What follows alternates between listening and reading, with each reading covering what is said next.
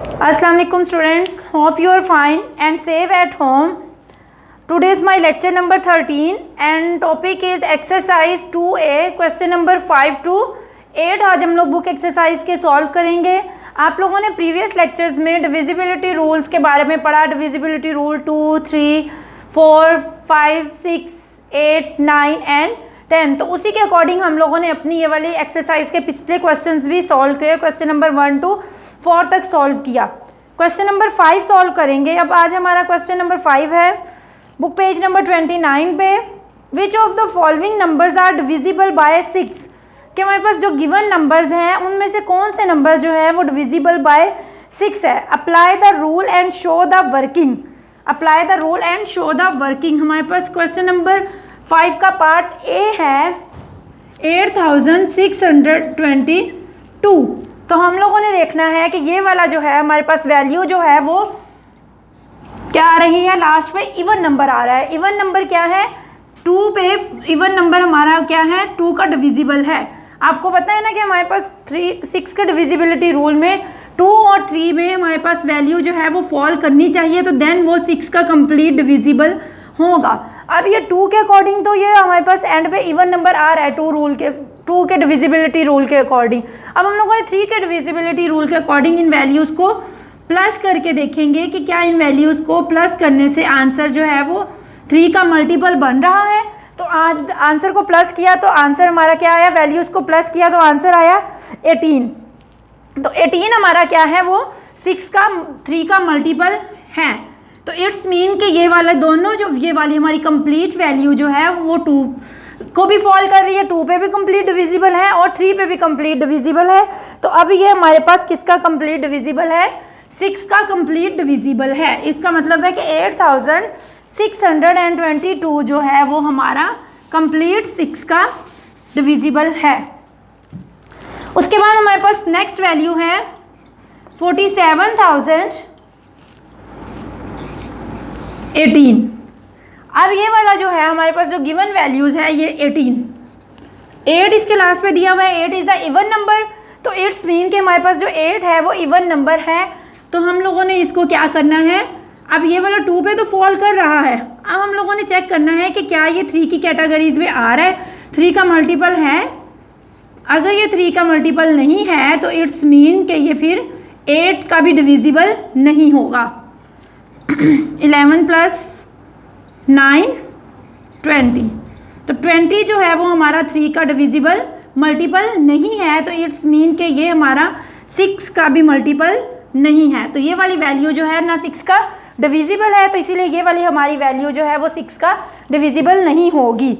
उसके बाद हमारा नेक्स्ट है पार्ट सी। पार्ट सी में उन्होंने हम लोगों को क्या दिया हुआ है, पार्ट सी है हमारे पास 1463। तो ये इसके लिए हमारे पास क्या था, ये 2 और 3 के दोनों रूल्स पे फॉल करेगी, तो देन ये 6 का डिविजिबल होगा। अब आप लोगों ने देखा कि ये लास्ट में हमारे पास जो वैल्यू दी हुई है 3 जो है वो ही हमारा 2 का डिविजिबल नहीं है, क्योंकि 3 जो है वो ऑड नंबर है।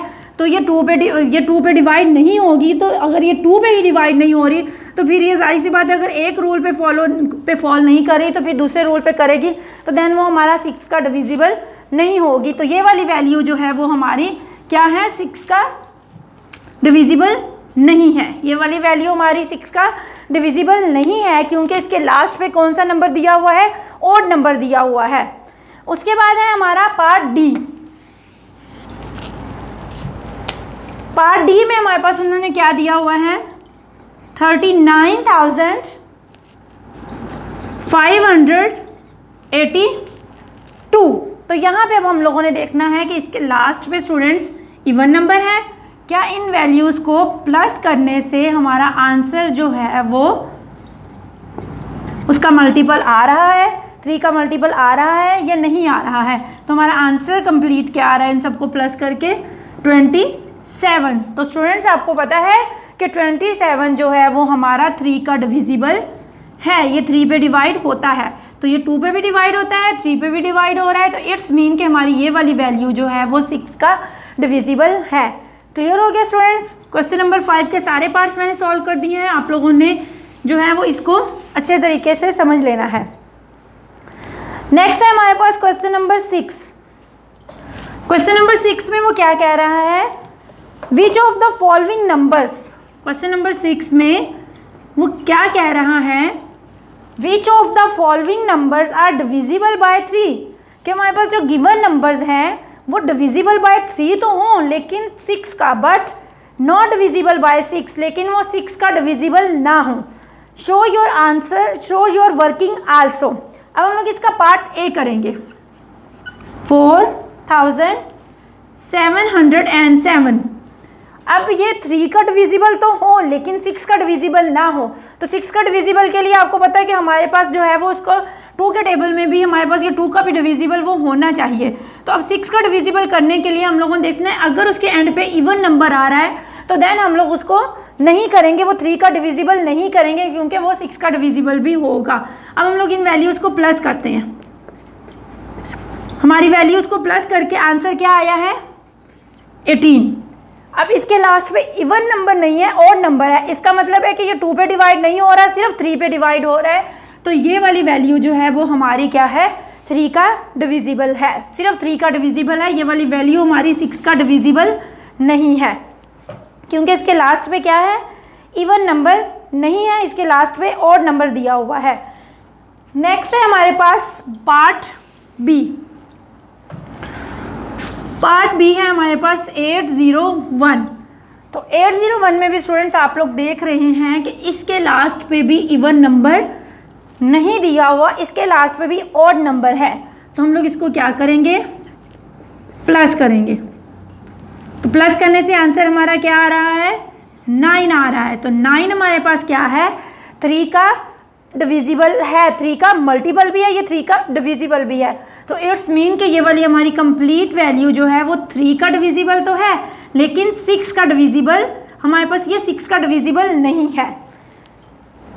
उसके बाद नेक्स्ट है हमारे पास वैल्यू सी वैल्यू में उन्होंने हम लोग को दिया हुआ है 159,654, ये वाली हमारे पास वैल्यू दी हुई है। तो स्टूडेंट्स इसके लास्ट में देखें कि हमारे पास 4 जो है वो क्या है इवन नंबर है, 4 क्या है हमारे पास इवन नंबर है। तो 4 को अगर हम लोग ये इवन नंबर है, एक तो ये 2 के टेबल पे भी डिवाइड हो रहा है, ये वाली हमारी वैल्यू, अगर ये 3 पे डिवाइड हो जाती है तो देन ये क्या है ये 6 पे भी डिवाइड हो रही है। तो अगर ये वाली हमारी वैल्यू दोनों पे डिवाइड हो गई तो ये वाली वैल्यू जो है वो हम लोगों की 6, इसको हम लोग जो है वो टिक नहीं करेंगे क्योंकि ये 6 का डिविजिबल बन रही है। और उन्होंने अपनी स्टेटमेंट में कहा है कि हम लोगों ने वो वाली वैल्यू फाइंड आउट करनी है जो कि 3 का डिविजिबल तो हो लेकिन 6 का डिविजिबल ना हो। तो हम लोग इनको प्लस करेंगे तो आंसर 30 आ रहा है। तो 30 जो है वो हमारे पास 3 पे भी डिवाइड हो रहा है, मतलब ये 3 का मल्टीपल भी है। तो इट्स मीन कि ये डिवाइड जो वैल्यू हो रही है 6 पे भी हो रही है, तो ये वाली जो वैल्यू है वो हमारी 3 का डिविजिबल नहीं होगी क्योंकि ये 6 का डिविजिबल भी बन रही है। उसके बाद नेक्स्ट है हमारे पास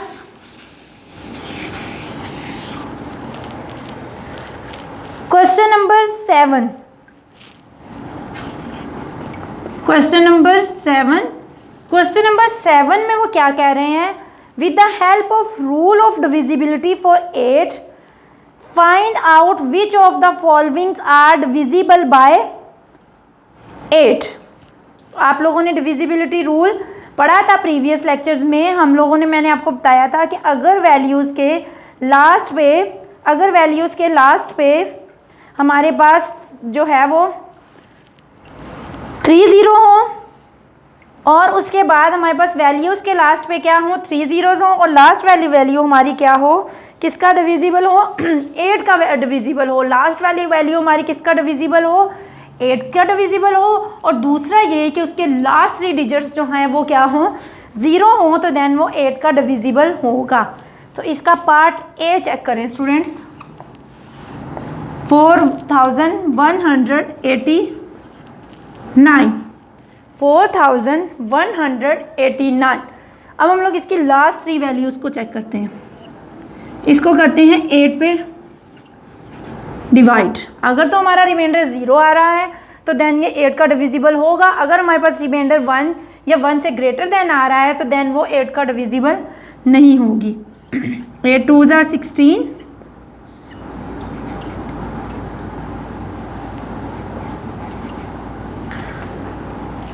तो आंसर क्या है हमारे पास 49 आया हमारे पास आंसर। 8 6 ज़ार 48, रिमाइंडर हमारे पास आ गया 1।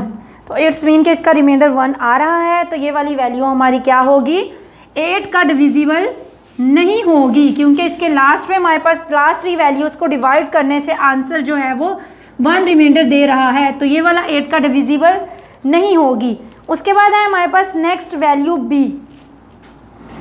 बी में हमारे पास 1 1 1 7 0 0। तो स्टूडेंट्स मैंने आप लोगों से कहा था कि अगर हमारे पास लास्ट 3 वैल्यूज़ जो हैं, लास्ट 3 डिजिट्स, किसी भी वैल्यू के लास्ट 3 डिजिट्स जो हैं वो अगर 0 होंगे तो देन वो कंप्लीट 8 का मल्टी डिविजिबल होगी। वो क्या होगी, वो कंप्लीट 8 का डिविजिबल होगी। इस वैल्यू को आप लोगों ने अपने चाहे रफ रजिस्टर्स पे सॉल्व करके देखिएगा कि ये वाली वैल्यू जो है जिसके लास्ट पे 3 ज़ीरोज़ आते हैं, जिस वैल्यू के लास्ट पे 3 ज़ीरोज़ आते हैं वो 8 का डिविजिबल होती है। स्टूडेंट्स मेरी बात एक आप लोगों ने याद रखनी है कि ये ज़रूरी नहीं कि जो वैल्यू 2 पे डिवाइड हो रही हो, ये 2 का डिविजिबल हो, वो 3 का नहीं होगी, जो 3 का है वो 4 का नहीं होगी, ये ज़रूरी नहीं है। हमारी गिवन वैल्यू जो है वो डिफरेंट डिजिट्स का जो है वो होगी, डिविजिबल होगी। एक वैल्यू जो है वो 2 का भी डिविजिबल हो सकती है, 3 का डिविजिबल भी हो सकती है, 5 का डिविजिबल भी हो सकती है, 10 का डिविजिबल भी हो सकती है, 8 का डिविजिबल भी हो सकती है। तो अब ये लास्ट पे हमारे पास क्या है, लास्ट पे 3 ज़ीरोज़ दिए हुए हैं, तो इट्स मीन कि ये वाली वैल्यू हमारा क्या है, 8 का डिविजिबल है। उसके बाद है हमारे पास पार्ट सी। पार्ट सी को देखें, हमारे पास है 6408। अब हम लोगों ने लास्ट 3 वैल्यूज़ को देखना है। लास्ट 3 वैल्यूज़ हमारी 0 तो नहीं है, लेकिन अब हम लोग लास्ट 3 वैल्यूज़ को 8 पे डिवाइड करके देखते हैं।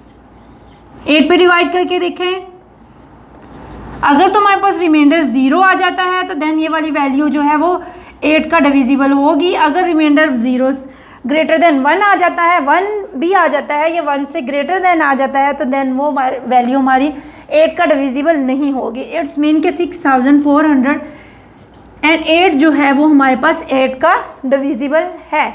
वो क्या है, 8 का डिविजिबल है। अब उसके बाद है हमारे पास पार्ट डी। पार्ट डी में उन्होंने दिया हुआ है 1493600। अब 00 इसके लास्ट पे आ रहे हैं, हम लोग क्या करते हैं, इस तीनों वैल्यूज़ को ले लेते हैं। ये ज़रूरी नहीं कि लास्ट पे 22 आ रहा हो तो हम लोगों ने इसको 8 पे डिवाइड ही नहीं करके देखना। अगर 22 के साथ कोई डिजिट दिया हुआ है तो हम लोग लास्ट 3 वैल्यूज़ को डिवाइड करके देखेंगे 8 से कि क्या ये इतनी ग्रेटर वैल्यू जो है वो 8 का डिविजिबल है या नहीं है। तो मैं लास्ट 3 डिजिट्स को 8 पे डिवाइड करके देखती हूँ। यहाँ पे 8 7 ज़ार 56 आ गया हमारे पास, 8 5 ज़ार 40। तो क्या आंसर आएगा हमारे पास, अगर ये वाला क्या है, अब रिमाइंडर 0 आ गया। अब देखा स्टूडेंट्स, आप लोगों ने लास्ट पे चाहे 2 0 दिए हुए थे, लेकिन हमारे पास जो है वो लास्ट 3 वैल्यूज़ को मैंने रूल के अकॉर्डिंग, क्योंकि इसके 2 रूल्स हैं, एक तो लास्ट 3 वैल्यूज़ को आप लोग डिवाइड करके देख लें कि क्या वो 8 का डिविजिबल है या नहीं है, और दूसरा रूल क्या है, अगर लास्ट पे 3 ज़ीरोज़ दिए हुए हैं तो फिर तो आप लोगों को क्विकली पता चल जाएगा कि ये वाली वैल्यू जो है वो हमारी 8 का डिविजिबल है या नहीं है। क्लियर हो गया स्टूडेंट्स? दोबारा से बता दूं, 8 का डिविजिबिलिटी रूल क्या है हमारे पास, अगर लास्ट पे 3 डिजिट्स दिए हों, वो 0 हो, तो देन वो हमारी वैल्यू क्या होगी, 8 का डिविजिबल होगी। और अगर लास्ट 3 वैल्यूज़ जो हैं वो हमारी 8 का डिविजिबल होंगी तो देन वो भी पूरी ग्रेटर वैल्यू, चाहे जितनी मर्जी ग्रेटर वैल्यू दी हुई हो, जैसे ये डी में हमारे पास कितनी ग्रेटर वैल्यू दी हुई है, ये हमारे पास कितने डिजिट्स की दी हुई है, 7 डिजिट्स की वैल्यू दी है। तो हम लोगों ने लास्ट 3 डिजिट्स को 8 से डिवाइड करके देखा था, तो वो हमारे पास क्या आ रही थी, 8 का डिविजिबल आ रही थी। ओके, नेक्स्ट है स्टूडेंट्स हमारा question number 8। Question number 8 book exercise 2A का लास्ट क्वेश्चन है, question number 8। Check with the help of the rule of divisibility which of the followings are divisible by 9। कि हमारे पास कौन सी वैल्यू जो है वो 9 का डिविजिबल है। तो मैं 9 का रूल जो है वो दोबारा रिपीट कर देती हूँ कि अगर हम लोगों के पास गिवन वैल्यूज़ जो है, अगर हम लोग गिवन वैल्यूज़ का सम अप करें, the sum of the digits of the number is a multiple of 9। अगर हमारे पास डिजिट्स का या गिवन वैल्यूज़ का सम जो है, सम मतलब उसका प्लस करके जो आंसर है वो 9 का मल्टीपल होगा, तो देन वो 9 का डिविजिबल भी होगी। वो वाली वैल्यू हमारी क्या होगी, 9 का भी डिविजिबल होगी। अब हम लोग इसका रूल सेम हमारे पास 3 वाला ही है। अब अगर हम लोग इन वैल्यूज़ को प्लस करते हैं तो प्लस करके आंसर आ रहा है 19।